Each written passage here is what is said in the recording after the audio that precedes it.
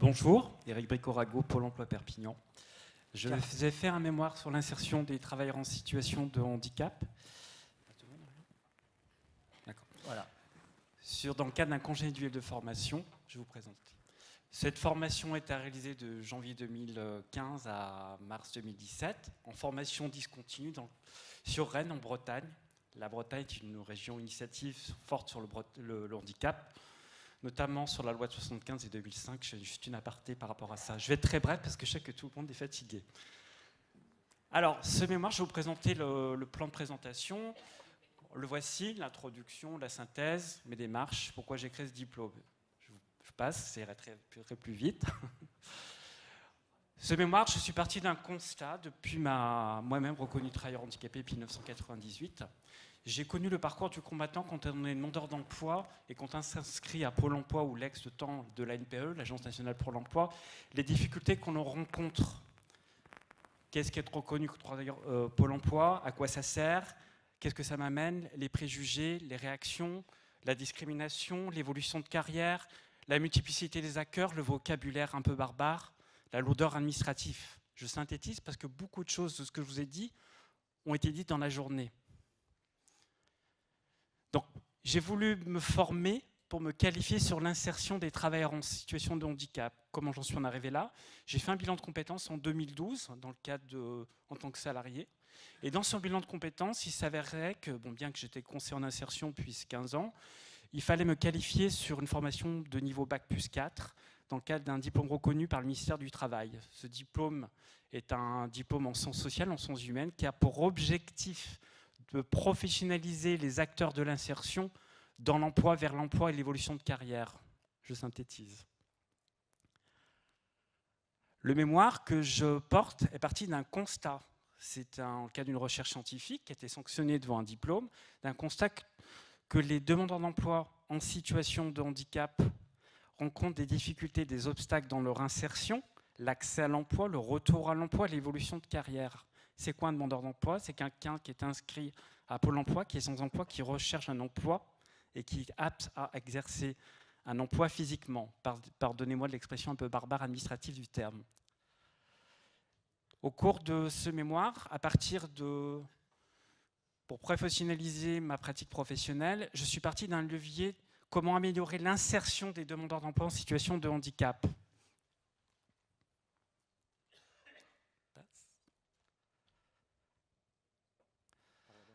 La synthèse, comme je vous le disais, portait sur les difficultés dans l'accompagnement. J'ai voulu, à partir des méthodes scientifiques qu'on m'a inculquées dans ma formation, mener des entretiens, des enquêtes, interroger les personnes en situation de handicap elles-mêmes ou non, ou pas, qui m'ont fait part de leur retour, leurs difficultés. Les difficultés, c'est le manque d'information, le manque de formation, peu de qualification, la méconnaissance des handicaps, le préjugé dans l'emploi des employeurs, etc., etc. Ainsi, aussi, que les conseillers Pôle emploi ne sont des conseillers généralistes et pas des spécialistes de l'insertion, d'où la profession que j'ai menée. Dans ce mémoire, après études que j'ai publiées, que vous retrouvez sur Internet, je précise, sur LinkedIn, Viadeo, j'ai créé ce qu'on appelle une spécialisation d'un métier qui n'existe pas à Pôle emploi. À Pôle emploi, nous avons ce qu'on appelle des conseillers référents. Ce sont une fonction, un correspondant handicap, un référent handicap. Ce n'est pas un métier. Donc, à partir des éléments conceptuels RH de formation que j'ai eus, j'ai identifié la cartographie des compétences de ce qui se faisait à partir de la fiche métier de conseiller Pôle emploi et je l'ai étendu à d'autres fiches métiers, une cartographie, j'ai scindé toutes les compétences nécessaires pour l'exercice de ce métier. Ce métier que je propose s'appelle le chargé de projet d'insertion des travailleurs en situation de handicap. À partir de référentiels du métier que je propose de rajouter à Pôle emploi. Sa fonction, et la proposition que je mène, c'est de faire une proposition d'intégration et une spécialisation qui n'existe pas à Pôle emploi, qui soit intégrée dans le nouveau référentiel de métier à Pôle emploi auprès de la direction générale. Pour ceci, on a ce qu'on appelle un organisme paritaire à Pôle emploi, qui est un observatoire national des métiers, où les agents, les instances syndicales peuvent faire des propositions pour créer de nouveaux métiers. Dans les préconisations que je formule dans mon mémoire, il y a plusieurs types d'actions que je propose. Vous avez des fiches actions sur comment mieux informer, sensibiliser les demandeurs d'emploi et les conseillers généralistes à l'emploi pour mieux accompagner et ainsi améliorer le taux de retour à l'emploi. Les demandeurs d'emploi en situation de handicap eux-mêmes, à quoi ça sert, je donne un exemple, à quoi ça sert d'être reconnu travailleur handicapé, quelle est la différence entre une pension d'invalidité, qu'est-ce que Pôle emploi, qu'est-ce que Cap emploi, quelle est la différence, ils ne comprennent pas, ce sont des partenaires, il faut le rappeler. Et je propose de créer, de par ma formation, que j'ai acquis des formations de formateurs, de former les conseillers généralistes à l'insertion des travailleurs en situation de handicap, aussi bien dans l'accompagnement et dans le retour à l'emploi et vers l'emploi aussi pour les employeurs. D'être tutorat spécifique des conseillers généralistes et enfin d'agir et proposer sur l'accessibilité numérique. Alors je précise que depuis mon mémoire, nombreuses des actions ont été faites par Pôle emploi, bien sûr. Pôle emploi a mis des dispositifs, par exemple pour la boucle magnétique dans les accueils, dans les agences, commence aussi à faire des actions spécifiques par rapport à des forums, et ça continue.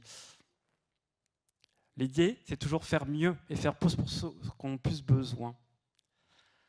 Pourquoi un poste de création de poste? Parce que de par la formation qui est complète sur ce Bac+4, je synthétise toutes les compétences. Il y a des compétences sur comment accompagner un demandeur d'emploi, comment accompagner un employeur, comment informer sur la loi de 2005, comment de l'intégration au maintien à l'évolution de carrière, aussi bien sur le volet employeur que sur le volet formation.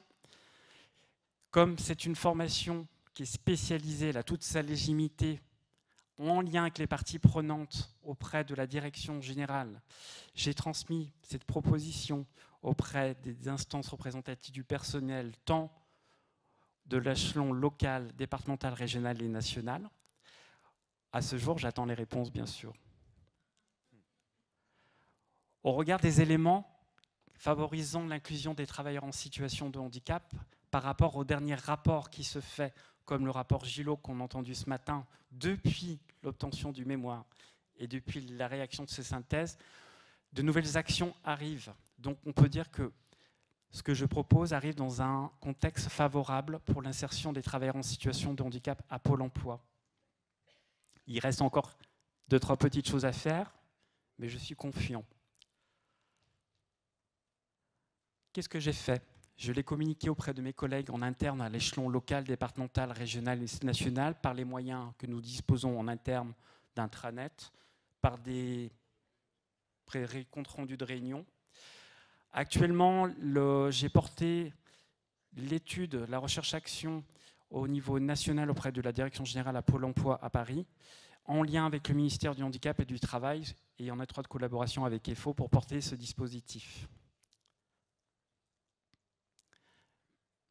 Mes attentes, c'est de pouvoir conduire cette action qui coordonnerait l'insertion des travailleurs en situation de handicap à l'échelon national à Pôle emploi, évidemment si l'idée est retenue, dans le but d'améliorer l'insertion des demandeurs d'emploi en situation de handicap pour une meilleure inclusion et de mieux former les conseillers généralistes pour accompagner au mieux l'insertion des travailleurs handicapés. Ça ne veut pas dire qu'ils ne le font pas bien, c'est toujours faire mieux.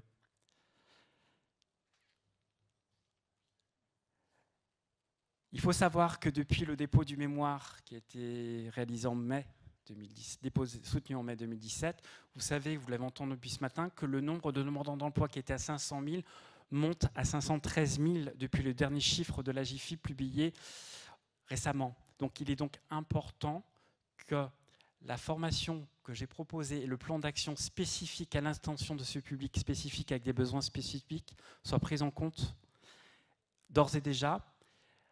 Avec un interne comme un externe, j'ai des retours positifs de la MDPH 66, de Cap emploi, de FO, bien sûr, pour pouvoir promouvoir des actions. La décision est entre la main entre la Direction générale de Pôle emploi et les instances syndicales, les 9 organisations représentatives du personnel de Pôle emploi. Je l'ai étendu parce que je devais proposer cette démarche dans un but de sciences sociales et de neutralité.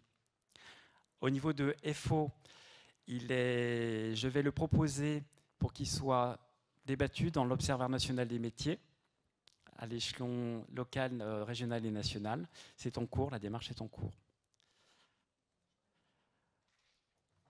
J'en profite pour remercier tous les éléments qui m'ont reçu pour ces éléments favorables. Enfin, je synthétise, excusez-moi pour la brièveté, parce que beaucoup de choses ont été dites ce matin. C'est toujours faire mieux pour ceux qui en ont plus besoin. C'est la devise du projet stratégique de Pôle emploi. C'est un public qui a une difficulté avec des particularités spécifiques. Au risque des demandeurs d'emploi longue durée, le risque d'inscription à Pôle emploi, ils sont le double tout public sur la moyenne nationale avec un taux de chômage de 19% et une durée d'inscription beaucoup plus longue, hein, des employés moins qualifiés que le reste de tout public. C'est un public qui a des besoins spécifiques et qui doit être traité et accompagné d'une manière spécifique. D'où la montée en compétence de la professionnalisation de ce métier chargé de projet d'insertion des travailleurs en situation de handicap. À quoi ça mènera-t-il pour Pôle emploi et pour les demandeurs d'emploi et les employeurs également? Faire connaître du travail au handicap, faire changer le regard des stéréotypes, lutter contre toutes les discriminations, j'en reviens pas, tout a été dit ce matin bien sûr, faire réfléchir les travailleurs en situation de handicap eux-mêmes, connus, reconnus ou encore pas reconnus, faciliter l'emploi des travailleurs handicapés, je dirais favoriser l'accès à l'emploi dans l'emploi, vers l'emploi.